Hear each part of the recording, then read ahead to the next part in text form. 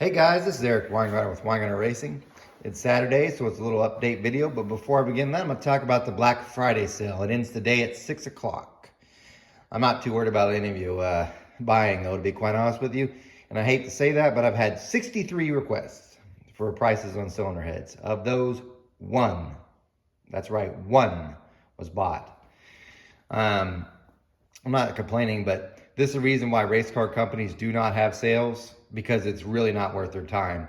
You'll have 62 people call or text, and you'll get one sale from that. And I don't blame the people that texted or stuff.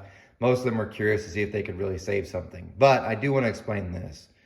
Race car parts are not like regular parts, or not like regular anything. If you go to the grocery store, I used to work at one, the average markup on that stuff, they're making between 40 and 50%. If you went to a mechanic, let's say, and they sold you a part, say an alternator for your car, they're going to mark it up a substantial amount. On race car parts, we are lucky, and I mean extremely lucky, if we make 20%. So take your average cylinder head, and maybe a good cheap set of cylinder head costs $1,000. If we're lucky on 20%, we'll make $200. So when I say I'm going to charge $125 more than what the cost is, you save $75.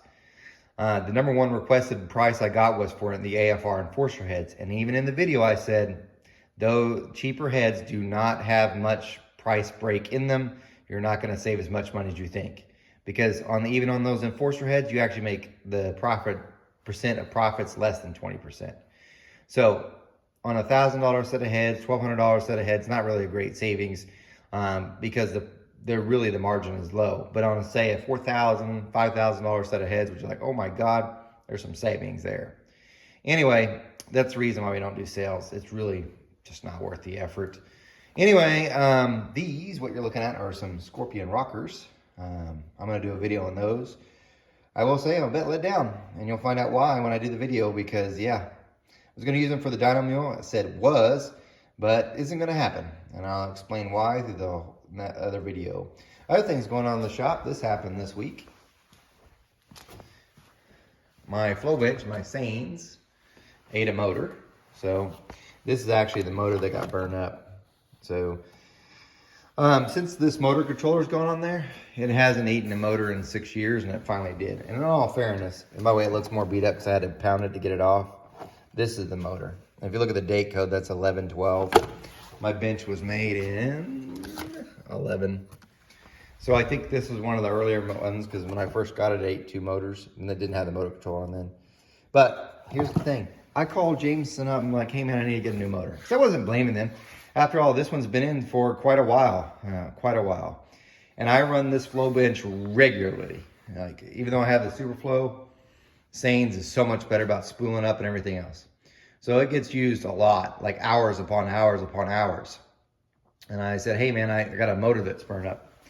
And they're like, no problem. And they sent me this one. They didn't even charge me. It was really nice of them.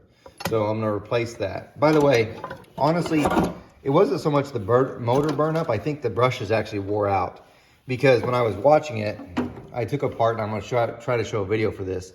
The actual motor itself wasn't spinning. So I turned down that's why it says correct to 28. I turned it down to a low speed, and all the other motors were spinning except for this one. It was just going back and forth.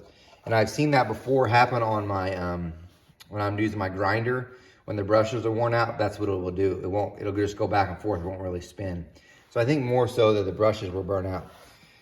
But in all fairness, when it went out, it was flowing, which is another video you'll get to see later. I was flowing the highest flowing head I've ever had on this bench, ever. I was flowing. So that one was moving like 540. And you're like, that's the highest? Yes, it is. It was going 540, and not that the bench was struggling, but I think it was definitely making the brushes that are more worn out on this motor work harder than what they usually do. And I think that's what finally said, enough of this. I can't do it anymore. But it's going to get changed, and then this bench will be back up to operational specs. But huge shout out to Jameson for doing that. You might say, well, why don't you just flow it on the Superflow? That Superflow bench won't go 28 inches at 540. It will not even close. If you see me flow the BRX heads when it flows 522, this thing's only doing like 20 inches of vacuum. This one had, even with the burnt motor, was still doing 28 inches at 540, with one of them not moving at all. So I will show a video on the back of it so you can see what's actually inside these benches, because it is somewhat neat. So if you're doing a homemade bench, you can kind of get an idea. But there you go. That's been my week. You see that up there? This thing, this is the last thing I'll leave with because it's a funny story. This is my mini split. It's got that E1 Air code. This is ductless air. I've had it 18 months and I bought it from Amazon. Guess what? No warranty. I've talked about this before, but I swear to God it listens to you, because here's what I mean.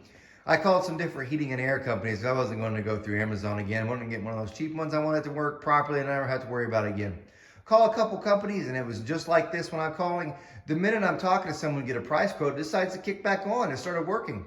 It worked for 3 days, but then we got up to 60 degrees outside. So me being the genius that I am, it was set at 80. The shop was getting hot, so I was like, I'll just turn it off. And it never came back on again. So it's not super cold this week. Anyway, the new ones are coming in this week, and if you think cylinder heads are about high, 2 of those units installed, $6,500. So part of the reason for having the sale was because in my mind I was like, you know what, maybe I can make back a little bit to pay for this heat and air. I made $125. Anyway, you guys, I know you like to hear me ramble. That's a joke, I know you don't. Tomorrow I think I'm gonna do the video on these. So if you want to see my take on them, what you can learn and experience and all that, you can check that out tomorrow. Thanks for watching. You guys take care.